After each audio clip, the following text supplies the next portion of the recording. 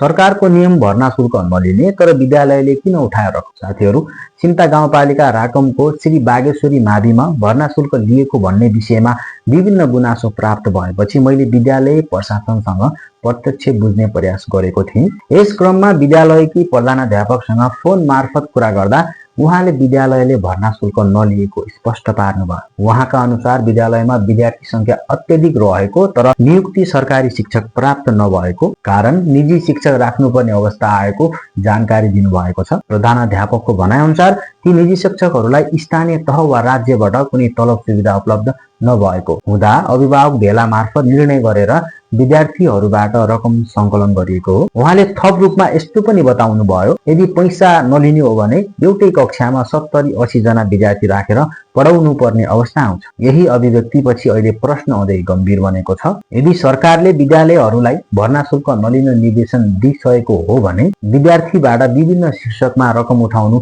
कानुनी रूपमा कतिको उचित कुरा हो? अर्कोतर्फ यदि विद्यालयमा शिक्षक अभाव वास्तवमै गम्भीर छ भने त्यसको जिम्मेवारी कसले लिने? के स्थानीय सरकारले आवश्यक दरबन्दी, निजी शिक्षकको तलब वा वैकल्पिक व्यवस्थापनमा ध्यान दिएको छ त? अभिभावकहरूको भनाइअनुसार शिक्षा निशुल्क भनिए पनि व्यवहारमा विभिन्न नाममा पैसा तिर्नुपर्ने बाध्यता अहिले पनि हट्न सकेको छैन। यस विषयमा अब स्थानीय सरकार, गाउँपालिका, शिक्षा शाखा तथा सम्बन्धित निकायले स्पष्ट धारणा सार्वजनिक गर्नु आवश्यक देखिएको छ। शिक्षा अधिकार हो, व्यापार होइन। यदि विद्यालय साँच्चै स्रोत अभावमा चलिरहेको छ भने समाधान खोज्ने जिम्मेवारी राज्यको पनि हो, नत्र निशुल्क शिक्षा केवल कागजमा सीमित हुने खतरा बढ्दै जान्छ।